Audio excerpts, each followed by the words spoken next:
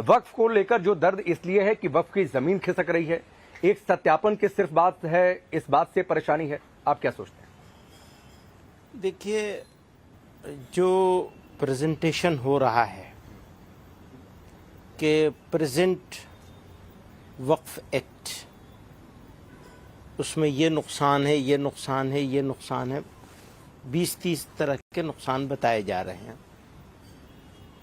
तो अगर ऐसा हो तो संशोधन ज़रूर होना चाहिए, लेकिन ये देखना पड़ेगा कि जो स्टोरी चलाई जा रही है, स्टोरी नहीं, स्टोरियां चलाई जा रही हैं, उनमें कितनी सच्चाई है।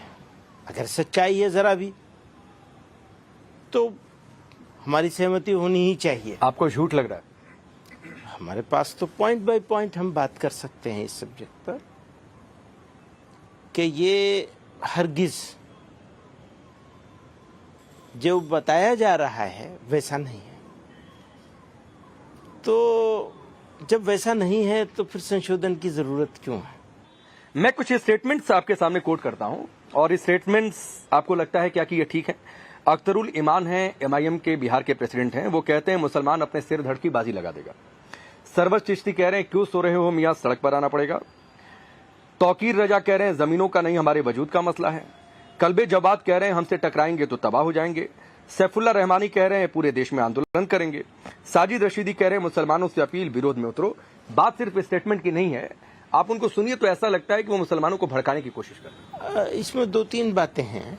एक तो ये कि बहुत ही सीरियस मसला है और इसको बाज़ार में उस तरह से ना ही हम मेरी तरफ से, ना आपकी तरफ से, ना किसी और की तरफ से भड़काऊ अंदाज में या लड़ाई वाले अंदाज में चीज़ों को नहीं ले जाया जाना चाहिए। लेकिन इसी के साथ बहुत ही दुख के साथ ये कहना पड़ता है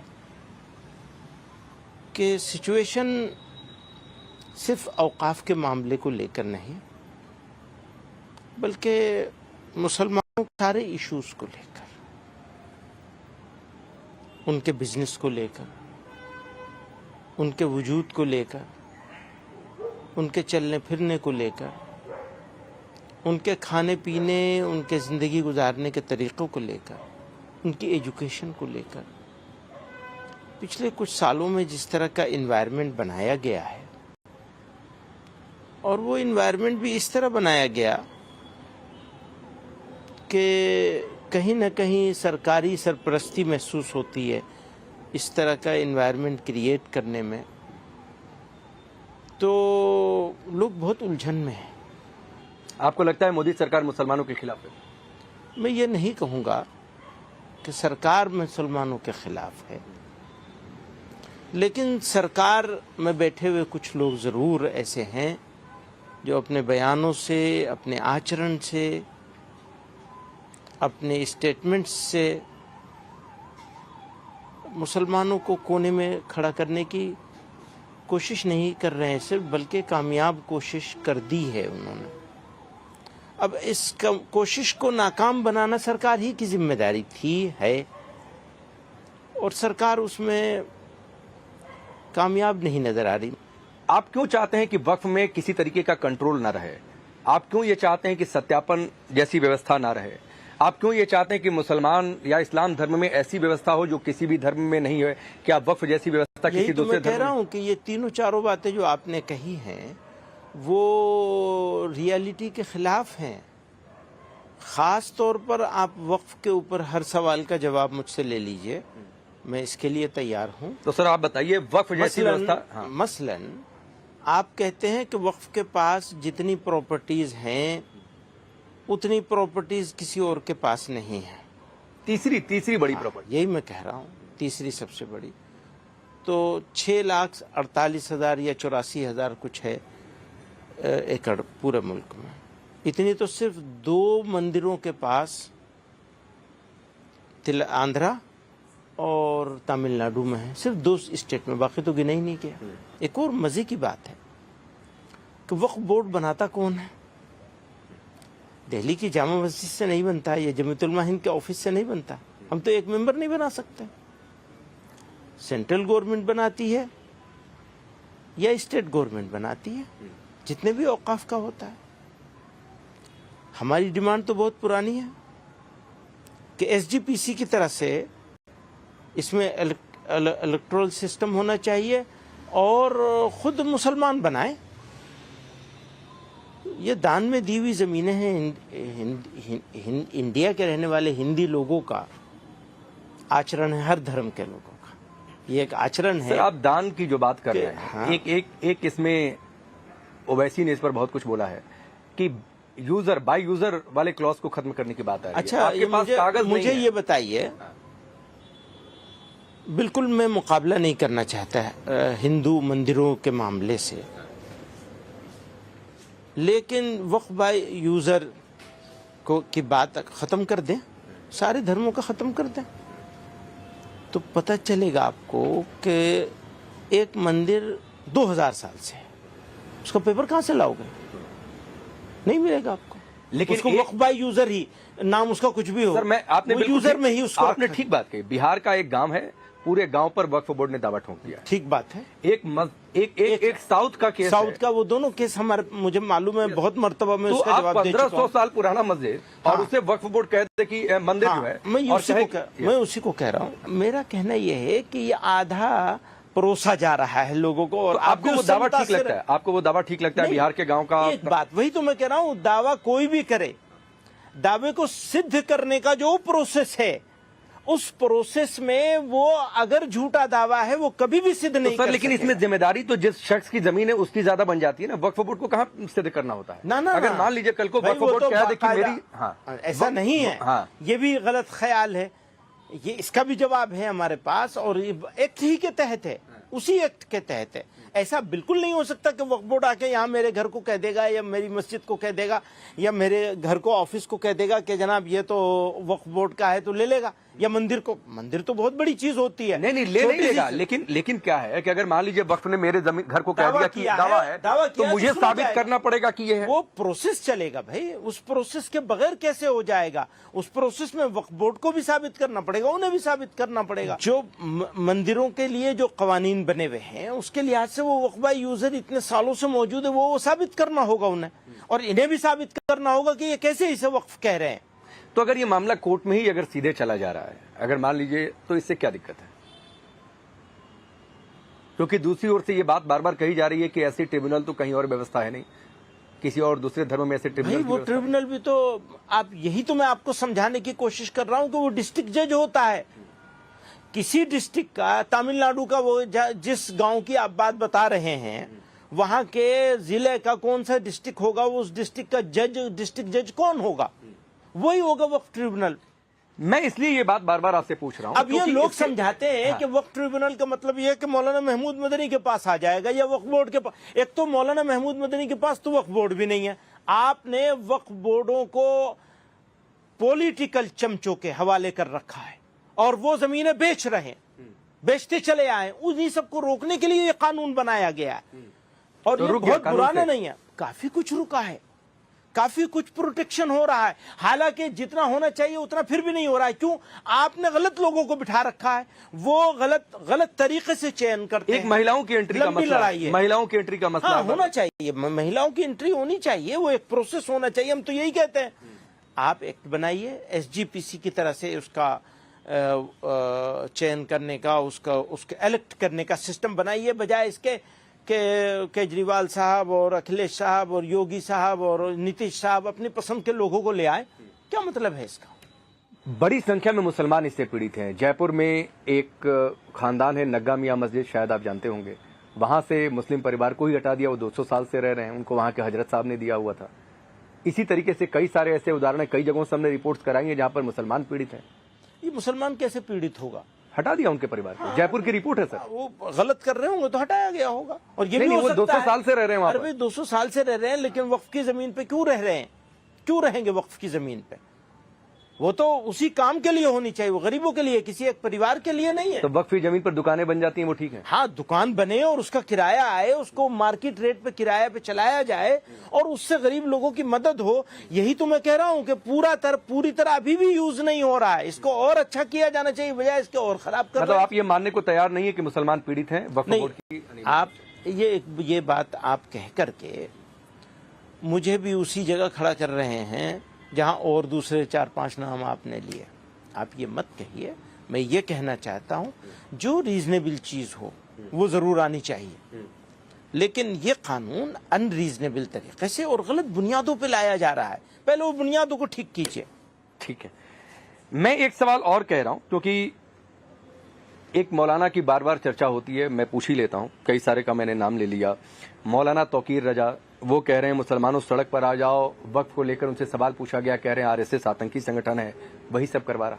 क्या कहेंगे? तो आपको उनसे पूछना चाहिए ना, वो मौजूद हैं और उनके खिलाफ इतने सारे केसेस हैं, फला है, उनसे पूछिए कि भाई ऐसी बात उन्होंने क्यों कही है और क्या कही है, किस तरह कही है, किस कॉन्टेक्स्ट में कही है, कब कही है, ये सब चीजें सामने आनी चाहिए। आरएसएस के बारे में आपकी राय तौकीर रजा से मैच करती है या अलग है? देखिए, बहुत सारे डिफरेंसेस हैं हमारे आरएसएस के साथ, बहुत सारे डिफरेंसेस हैं, लेकिन मैं किसी की जबान, किसी के अल्फाज आप मेरे मुंह में क्यों डाल रहे हैं? मतलब आतंकी संगठन कहना गलत है? नहीं, आप मेरे मुंह में क्यों डालना चाहते हैं उनकी बात? नहीं, मैं तो उस पर राय पूछ रहा हूँ, या तो बता दीजिए सही है या तो बता दीजिए गलत है। बहुत सारी असहमतियां हैं और बहुत सारी चीजों में सहमति भी मिल सकती है, ढूंढे जाएंगे, लेकिन हम लोग असहमतियां ढूंढते हैं, सहमति नहीं ढूंढते। एक और साहब हैं जो आजकल देश से बाहर हैं, जाकिर नाइक। उनके कई सारे वीडियो हर दूसरे दिन अपने सोशल मीडिया पर डाल रहे हैं वक्फ के नाम पर कि वजूद का मसला है, मुसलमानों जाग जाओ, जैसे पूरे मुसलमानों को जगाने का ठेका उन्होंने ले रखा है। आप लोग इसके काबिल नहीं है। वो तो हर आदमी के अपने अपने तरीके होते हैं, अपनी मर्जी होती है, अब किसी के बारे में क्या तबसरा? नहीं तो जाकिर नाइक को आप भड़काऊ मानते हैं? हम किसी के बारे में क्यों तबसरा करेंगे? एक इंडिविजुअल के बारे में आप मुझसे क्यों? नहीं सर, वो पूरे मुसलमान कौम को लेकर वो बोल रहे हैं कि बोलने को तो कोई भी बोल सकता है ना, सारे हिंदुओं को लेकर कितने सारे लोग बोलते हैं, सारी बातें बोलते ही है ना, तो फिर उधर से भी बोलते हैं ना, उधर से भी नारे लगते हैं, दोनों ओर से लगते हैं। मैं दोनों ओर के बारे में मैं क्या कहूँ? आप अभी जाकिर नाइक साहब के बारे में कह रहे हैं, मैं और दूसरों के बारे में। जाकिर नाइक भड़काऊ है कि नहीं देश के लिए खतरनाक है? मेरा यही तो कहना है कि आप इंडिविजुअल के बारे में क्यों पूछ रहे हैं? इश्यूज के बारे में पूछिए मुझसे।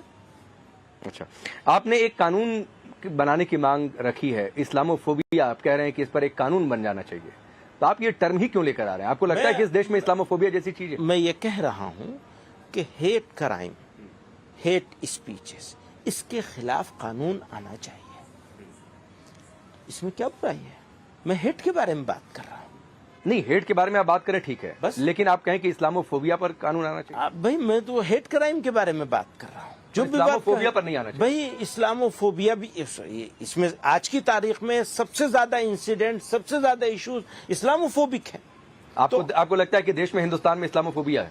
इस्लामोफोबिक कुछ एक बहुत बड़ा षड्यंत्र करके अलग अलग तरीकों से इस देश की जनता को इस्लामोफोबिक बनाने की कोशिश की जा रही है और लगातार इंसिडेंट्स हो रहे हैं। नहीं सर, इस्लामोफोबिया है और इस्लामोफोबिक बनाने की कोशिश की जा रही है, दोनों अलग अलग बातें हैं। इस्लामोफोबिया अलग कैसे होगा? जब तक आप इस्लामोफोबिया क्रिएट नहीं करेंगे तब तक लोग इस्लामोफोबिक होंगे नहीं। तो सरतन से जुदा के जो नारे लगे उनको क्या कहेंगे आप? उसकी सबसे ज्यादा मजम्मत तो हम नहीं करिए, वो आपको पता भी नहीं चलती है। अगर आप वरना आपको सवाल करने की, सर जी सुन लीजिए, आपको सवाल करने की जरूरत ही नहीं रहती अगर आपने वो देखा होता। उनसे ये लग रहा है कि आप ये कहना चाहते हैं कि इस देश में मुसलमान खतरे में है? नहीं, आप फिर दूसरी तरफ ले जा रहे हैं, यही तो आपका कमाल है। आपका कमाल है। मेरा क्या है? आपका शुक्रिया अदा बीजेपी कहती है कि हिंदू खतरे में है, दूसरी पार्टियां कहती हैं कि बीजेपी की वजह से मुसलमान खतरे में है। खतरे में कोई आपकी इन बातों से आपने कह दिया कि पूरी सिविल सोसाइटी उस समय खड़ी नहीं हुई। देखिए, खतरे हमने खुद कहा कि अगर कोई भी बयान अगर खिलाफत में है और गलत है किसी के लिए, चाहे वो आपने जो बात कही प्रॉफिट साहब के लिए हो या किसी भी धर्म के जो ईश्वर हैं उनके लिए हो, तो वो गलत है। जिस तरह से उसको कहा जाना चाहिए उस तरह उसको नहीं कहा जा रहा है। सोसाइटी कुछ नहीं बोल रही है, खामोश बैठी है। तो बात क्या हो गई है? कुछ मीडिया हाउस, कुछ पॉलिटिकल पार्टीज और कुछ चंद एक लोग इसको खड़े होकर अपनी मेजोरिटी साबित करने पे तुले हुए हैं कि मुल्क ऐसा है। मुल्क ऐसा बिल्कुल नहीं है सर मेरा सवाल इसीलिए रह गया। एक मिनट, मुल्क ऐसा बिल्कुल नहीं। मुल्क ऐसा है कि इसने सर पे बिठाया है लोगों को, इस देश ने, इस देश के लोगों ने।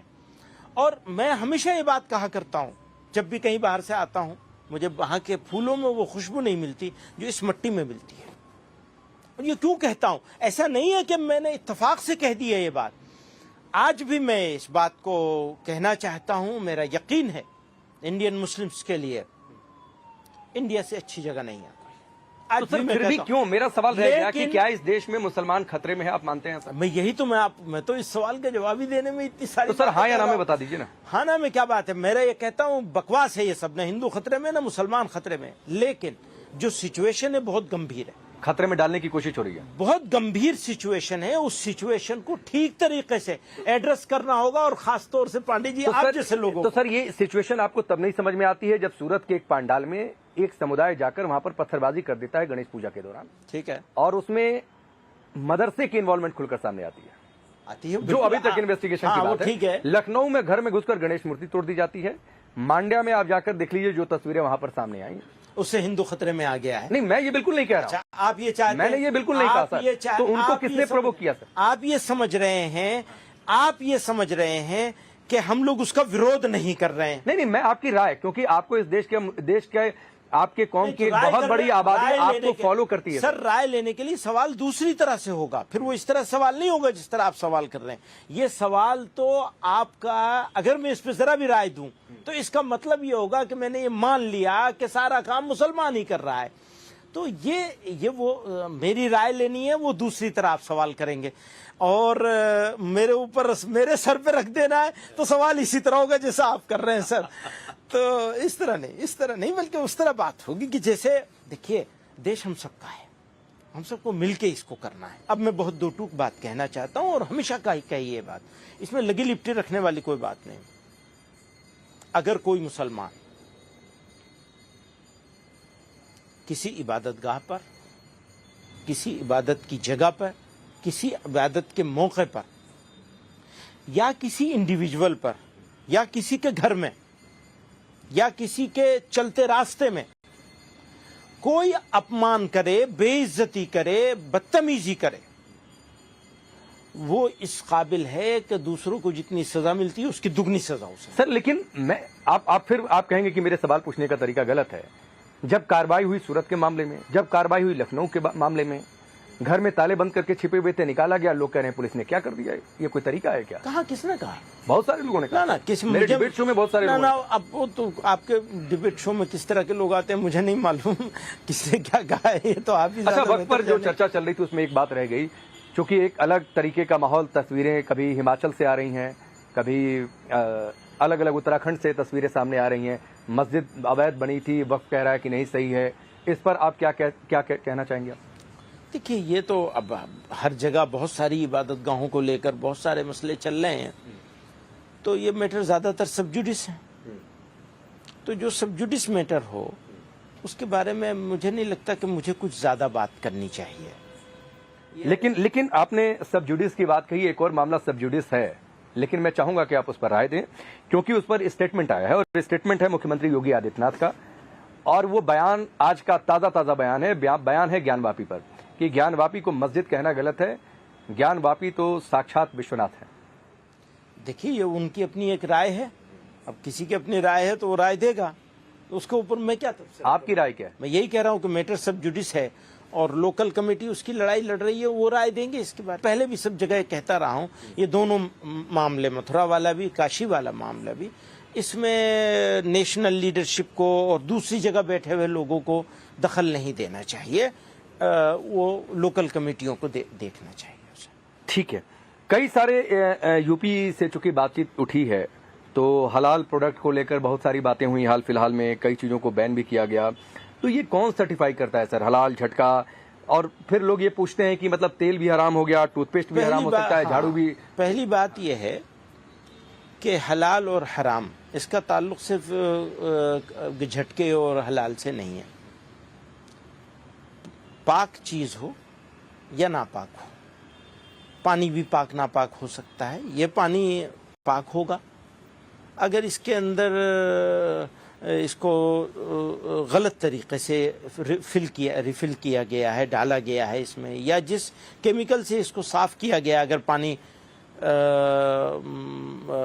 साफ़ करके डाला जा रहा है तो वो केमिकल कैसा है, उसके अंदर कहीं जेलेटिन का यूज़ तो नहीं हुआ है, तो इसको ज़रूरत है सर्टिफिकेशन की। अच्छा, एक और बात समझिए, एक है लोकल मामला, एक है इंटरनेशनल मामला। इंटरनेशनल मामले में जो इंपोर्टिंग कंट्रीज़ हैं उनकी डिमांड होती है, उस डिमांड पर ये सर्टिफिकेशन का प्रोसेस गवर्नमेंट ऑफ इंडिया के इंटरवेंशन से स्टार्ट किया गया है। हम आज भी कहते हैं साहब बिजनेस बना रखा है इन्होंने, वो कहते भैया कल के बंद करते हैं, आज बंद करवाओ, तो हम तो तैयार हैं, बोलो।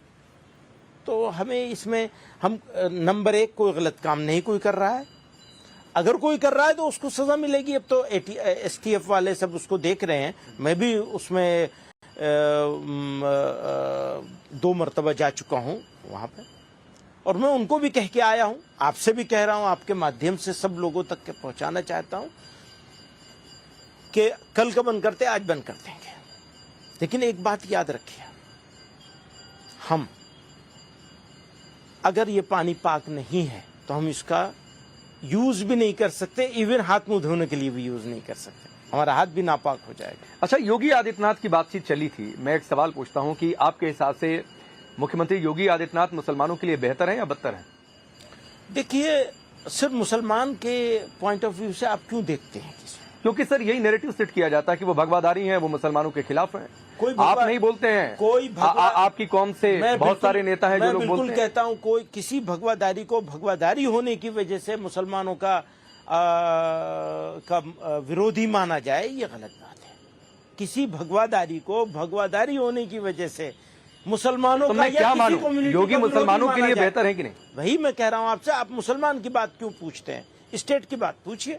नहीं, दोनों बता दीजिए सर, स्टेट और मुसलमान दोनों बता दीजिए। मुसलमान की बात नहीं बताएं, आप राय नहीं जाहिर करना चाह रहे हैं? नहीं, मुसलमान के पॉइंट ऑफ व्यू से क्यों पूछ रहे हैं आप, एक विशेष कम्युनिटी की तरफ क्यों ले जा रहे हैं? क्योंकि यही पोर्ट्रे किया जाता है कि योगी जो है मुसलमानों के खिलाफ है। बहुत सारे लोग ये आप नहीं बोलते होंगे, अखिलेश यादव बार-बार बोल देते हैं। बहुत सारे भाई, वो एक पॉलिटिकल पार्टी के हेड हैं, उनको ये सूट करता है, उनको वो सूट करता है, दोनों को एक दूसरे का सूट करता है, वो करते हैं। तो मुझे बताइए ना, मैं चैनल पर क्या चलाऊं ब्रेकिंग में, कि मदनी साहब ने क्या कहा, योगी आदित्यनाथ मुसलमानों के लिए बेहतर है या बदतर है? देखिए, मैं बदतर तो कभी नहीं कह सकता, कुछ काम अच्छे होंगे, कुछ काम गलत होंगे, तो किसी को बदतर कैसे कहा जा सकता है? चलिए, एंटी मुस्लिम है या प्रो मुस्लिम है? मैं इसको थोड़ा सा रिफाइन कर देता हूं। नहीं, वो स्टेट के हेड हैं, मैं उन्हें एंटी मुस्लिम क्यों कहूंगा और क्यों मानूंगा? ना मानूंगा ना कहूंगा, अगर मानूंगा तो जरूर कहूंगा।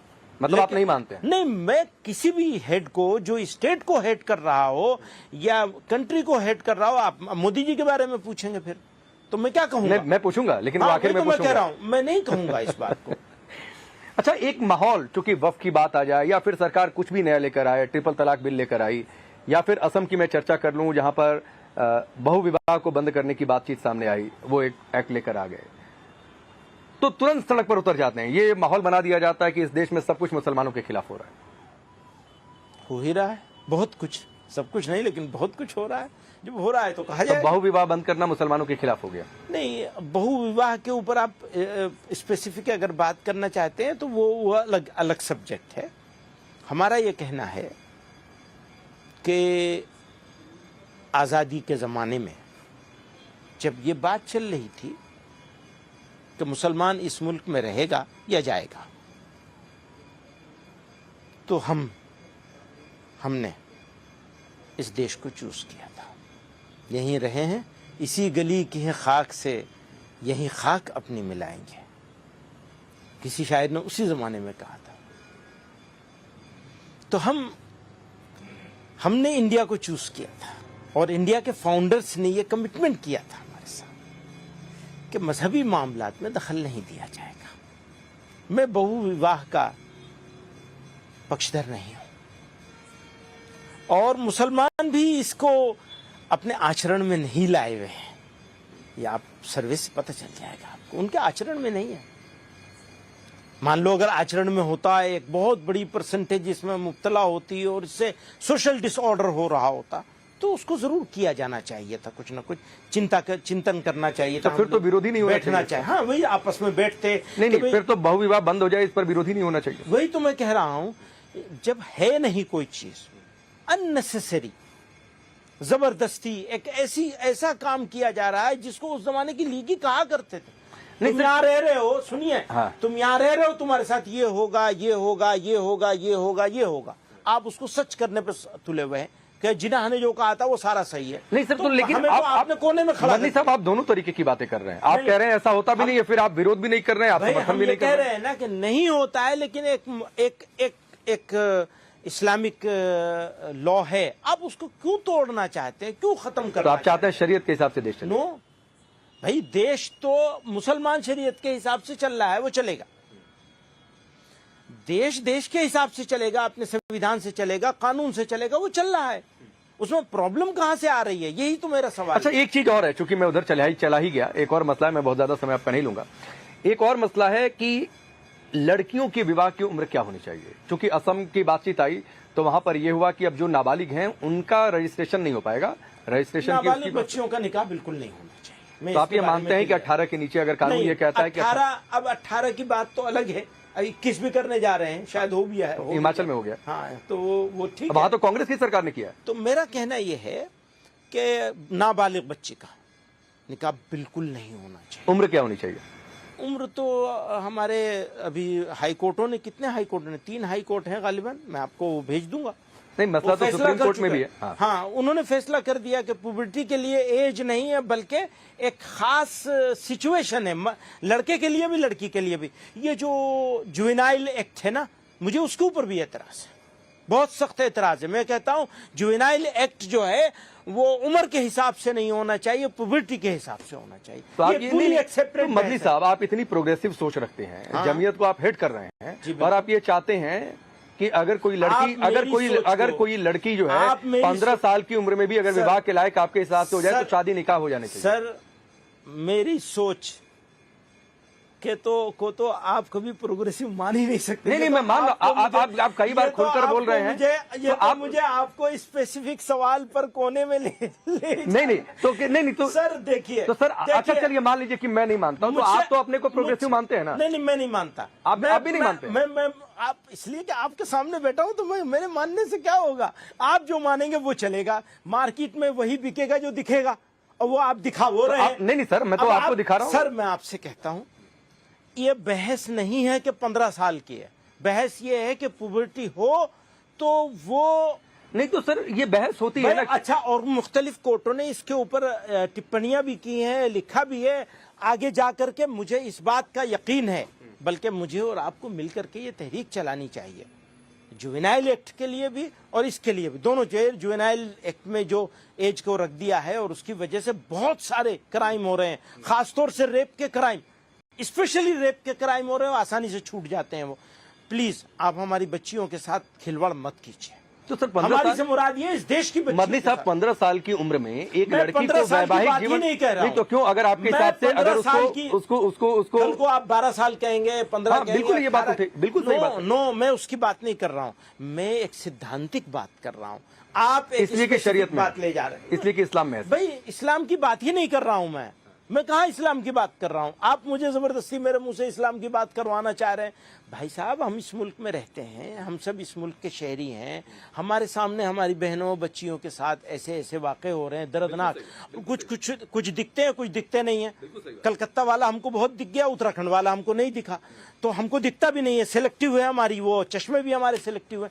प्लीज, मैं फिर कह रहा हूं, आप जो सारी बहस है एक सिद्धांतिक बहस है, उसूली बहस है, उस उसूली बहस नहीं, मैं इसलिए कह रहा हूं सर, क्योंकि मैं अपने शो में बहुत बार इस पर चर्चा कर चुका हूं और हर बार मैं आपकी बात नहीं कह रहा हूं। जो लोग भी आते हैं वो ये तर्क देते हैं कि आप लोग इस्लाम में दखल दे रहे हैं, तो उसकी एक व्यवस्था आपको नहीं लगता है कि ये बहस ही हटा दी जाए? एक 18 साल जो कानून, मुल्क का कानून जो कह रहा है बालिग होने की उम्र, हम भी वही मानते हैं। हम इस बहस में हैं, आज की तारीख में हम इस बहस में हैं और आपके साथ इस उम्मीद में हैं कि आप इस बहस को एक पॉजिटिव डायरेक्शन में ले जाएंगे। बिल्कुल मैं पॉजिटिव और ये कहेंगे कि ये जुवेनाइल एक्ट इसको भी देखा जाना चाहिए। मैं आप कहेंगे तो मैं रेप के वो इंसिडेंट जो दिखे हुए हैं उनका सब निकाल के आपको डेटा भेज दूंगा। बच्चियों को अच्छी एजुकेशन होनी चाहिए, पूरी अवेयरनेस होनी चाहिए, उनको पूरा मौका मिलना चाहिए इस बात का कि वो अपने लिए खुद चुनने की उनके अंदर समझ डेवलप हो जाए, तब उनकी शादी होनी चाहिए। एक 2-4 मिनट और आपका।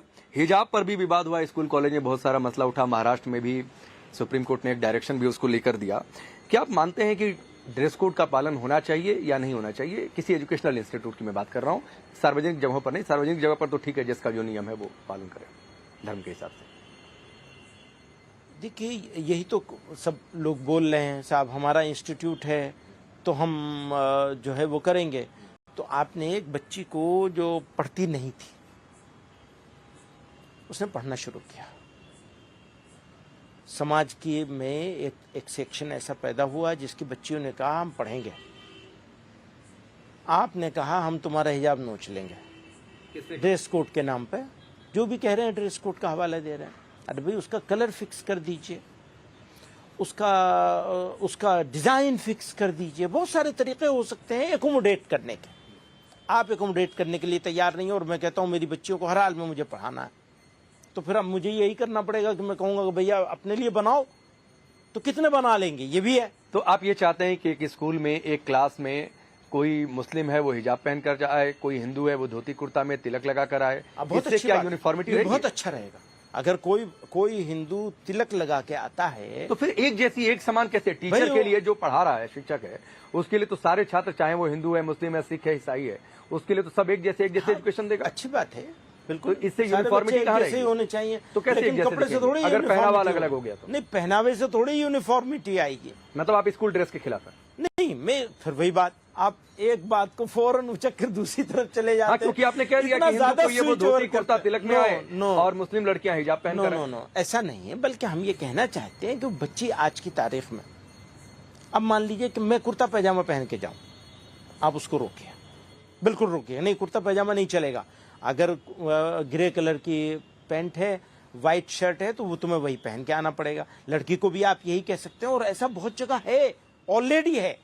कुछ ही जगहों पर ऐसा किया जा रहा है, खास प्लानिंग के तहत। बहुत सारी जगहों पर है कि वो कहते हैं लड़कियां शलवार पहन के आएंगी, तो ग्रे कलर की शलवार होगी लड़कियों की, लड़कों की ग्रे कलर की पैंट होगी, व्हाइट कलर का कुर्ता होगा लड़कियों पे, और लड़कों पे व्हाइट कलर की शर्ट होगी।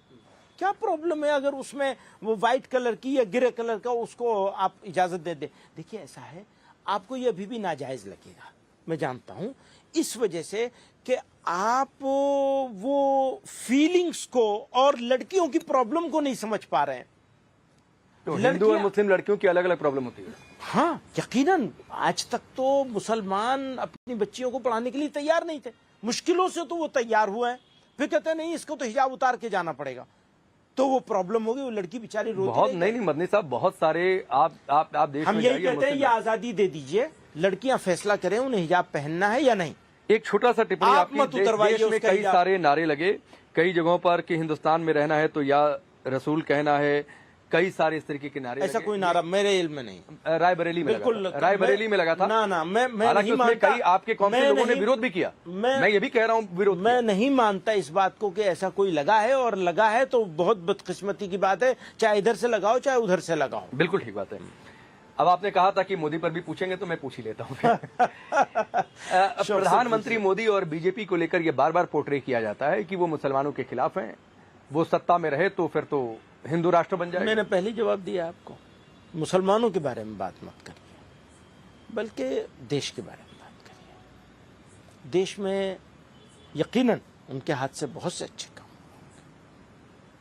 और उन्हें अप्रिशिएट किया जाना चाहिए। मैंने बारहा इंटरनेशनल पॉलिसी पर, फॉरेन पॉलिसी के ऊपर, उस जमाने में जब रशा और इसको लेकर के उन्होंने जो कुछ काम किए थे, मैंने कहा था, पुरानी बात हो गई, 2 साल पुरानी, 2.5 साल, तब भी कहा था, आज भी कहता हूं, ये बहुत नाइंसाफी और अन्याय की बात होगी, अत्याचार होगा कि सारी चीजें गलत बता दी जाए। अब अगर मुझे उनका हिमायती बनना है सपोर्टर बनना है, तो सारी चीजों को अच्छा कहना पड़ेगा। ये भी गलत है। अगर मुझे कोई चीज ऐसी लगेगी, जैसे उनकी इस बारे में खामोशी है, जो इस्लामोफोबिक सिचुएशन क्रिएट की जा रही है, उसके बारे में उनकी खामोशी, उस पर मुझे बहुत ऑब्जेक्शन है, बहुत एतराज है। लेकिन उनकी बहुत सारी चीजें हैं जिसके ऊपर मैं तारीफ कर सकता हूँ, बहुत सारी तारीफ। मैं योगी वाला सवाल इनके लिए भी पूछ लेता हूँ कि मुसलमानों के लिए बेहतर है या मुसलमानों के खिलाफ है? अगर देश के लिए बेहतर है तो सबके लिए बेहतर है। तो देश के लिए बेहतर है या देश के खिलाफ है? ये तो देश वाले फैसला करेंगे। आप भी तो देश के हैं।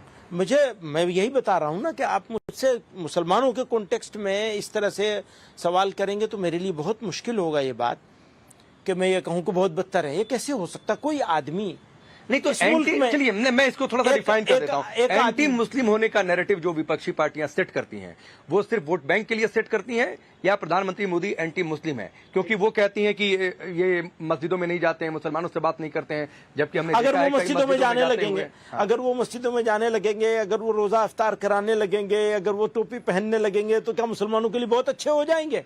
मैं तो नहीं मानता इस बात को, कभी भी नहीं मानता इस बात। तो चलिए बता दीजिए सर, एंटी मुस्लिम होने का नैरेटिव सही है या गलत? यही तो कह रहा हूं कि अगर वो मस्जिदों में जाने लगे, अगर वो टोपी ओढ़ने लगे, नहीं मैंने छोड़ी दिया। लोग क्या करते हैं सर, लोग क्या करते हैं, टोपी ओढ़ के दूसरों को टोपी उड़ाते हैं। आप किसके लिए बोल रहे हैं? कोई भी हो, कांग्रेस के लिए? नहीं, अब आप फिर वही बात आप कहीं से कहीं ले जाएंगे। ये नहीं, बल्कि मैं ये कह रहा हूं कि आप धार्मिक चिन्ह, जैसे कोई मुझे कहने लगे कि तुम तिलक नहीं लगाते हो, तो मैं तिलक नहीं लगाऊंगा, तो मैं क्या हिंदुओं के लिए बुरा हो जाऊंगा? ये नहीं होता। हमें ये देखना है कि ओवरऑल क्या है और एक्शंस क्या है। तो हमें इस तरह से आप अलामतों सेफ साइड ले रहे हैं कि ना मैं आलोचना करूंगा, ना मैं तारीफ करूंगा, अभी करी है, और ना मैं ये कहूंगा कि वो मुस्लिमों के लिए बेहतर है। अभी आलोचना करी है, अभी आलोचना करिए। आप इसको ब्रेकिंग न्यूज बनाना चाहते हैं कि मैं ये कह दूं कि वो बहुत बदतर है। नहीं, कैसी बात? आप अच्छा बोल दीजिए, हम वो चलाएंगे। नहीं, क्यों भाई, मैं अच्छा, या फिर बोल दीजिए कि एंटी मुस्लिम होने का नैरेटिव सेट नहीं है, अलग अलग सेलेक्टिव मामले में अलग अलग नहीं, आप ये इसको इस तरह नहीं, इस तरह कहेंगे कि हमारे सामने बहुत सारी चीजें ऐसी हैं जिनमें उनको एक्शन लेना चाहिए और उनका नजर नहीं आता है। अब जैसे मणिपुर की ही शिकायत है लोगों को, तो है, अब उसको क्या करेंगे? वहां तो कोई मुसलमान का इश्यू नहीं है। मुस्लिमों से क्या लेने देना? वही कह रहा हूं कि उसका मुस्लिमों से कोई लेने देना नहीं है, तो वो उनकी कार्यशैली भी हो सकती है। इस देश में गाजा फिलिस्तीन का जो संघर्ष हुआ, इजराइल जो उधर गया, तो फिलिस्तीन का समर्थन करिए, ठीक है, वो इस देश की पॉलिसी में रहा है, उससे कोई गुरेज नहीं है। लेकिन ये कि उसको मुस्लिम से जोड़ देना, फिर वो बांग्लादेश वाले वहां पर हिंदू मारे गए, उन पर चुप हो जाना, आपको नहीं हुआ है? बहुत सारे लोग हैं ना कोई चुप नहीं हुआ, सब लोगों ने उसकी मजम्मत की है। खुद बांग्लादेश के लोगों ने मजम्मत की है, इंडिया के लोगों ने भी मजम्मत की है। ये एक बात मैं बहुत क्लियर इस बारे में, बांग्लादेश के बारे में और पाकिस्तान के बारे में और अफगानिस्तान के बारे में, अगर ये मुस्लिम मेजोरिटी मुल्क हैं और अपने इस्लाम का दावा भी करते हैं, वहां का सिख, वहां का हिंदू, वहां का क्रिश्चियन अपने आप को मुसलमान से ज्यादा सेफ और बेटर पोजीशन में नहीं महसूस करे, तो फिर क्या इस्लाम है उनका? क्या इस्लाम है? क्या बहुत नॉनसेंस है वो इस्लाम। किसका, कैसे उसको इस्लाम माना जा सकता है? क्योंकि इस्लामी बुनियाद पर एक तो होता है इंटरनेशनल ट्रीटीज हैं, लोगों को माइनॉरिटीज को ये हक हैं उनको देने हैं माइनॉरिटीज के, ये सारी चीजें अलग हैं। बुनियादी बात यह है कि अगर कोई मुसलमान है और किसी वजह से उसको रूलिंग करने का मौका मिल गया किसी भी तरीके से, और रूलर है वहां का या वो फैसला करने वाला है, उसकी पहली जिम्मेदारी उसकी माइनॉरिटीज है, बाद में दूसरा काम है सारा। एक चलते चलते एक सवाल और आपसे, क्योंकि बहुत सारी वक्फ की बात हो गई, बहुविवाह पर हमने बातचीत कर ली, एज ऑफ मैरिज पर हमने बातचीत कर ली, क्या आपको लगता है, या सीए की बातचीत जो हमने नहीं की, ये लगता है कि ये धीरे धीरे यूसीसी की ओर है जिसका आप लोग विरोध करते हैं? हमने तो आसाम में बहुत डिमांड करी हमेशा यूसीसी की नहीं, यूसीसी की बात, अच्छा uniform civil code, uniform civil code की बात कर रहे हैं। मैं एनआरसी समझा, क्योंकि आप सीए के साथ मिला के बात कर रहे थे। नहीं, मैं नहीं करता हूं, ये नेता मिलाकर करते हैं। ये आपने बहुत अच्छी बात कह दी, नेता मिलाकर कहते हैं कि सीए का मतलब एनआरसी भी आ गया। तो यूसीसी की बात यही है हमारी, वही जो मैंने बीच में यूसीसी के ऊपर बात हो चुकी है हमारी आपके, कि हमने मुल्क में, मुल्क के निर्माताओं ने, बनाने वालों ने, फाउंडर्स ने एक कमिटमेंट किया था, एक तसल्ली दी थी, एक इत्मीनान दिलाया था, उसको ख़त्म क्यों करना चाहते हैं? नहीं सर, और लाइए कोई नहीं, आपने संविधान का जिक्र किया, संविधान में इस बात का भी जिक्र है कि यूसीसी लाया जाए, जिस तरह का वही मैं कह रहा हूं कि उसका एक ब्लूप्रिंट लाइए, उस पर डिबेट कराइए, देखेंगे, हो सकता है अच्छा हो, अच्छा होगा तो सपोर्ट भी करेंगे, क्या दिक्कत है? अभी से क्यों उसको अपोज करेंगे? नहीं, माहौल तो ऐसा ही बनता है। अभी से उसको क्यों अपोज करेंगे? लाए ना फिर। जैसे सीए का विरोध हुआ, उसके आधार पर जिस तरीके से आंदोलन इस देश में चले। ठीक है, अब वो लोगों का आंदोलन चलाने का भी तो अधिकार है ना, आप कैसे छीन लेंगे? वो तो हमारे डेमोक्रेसी ने, हमारे संविधान ने अधिकार दिया है।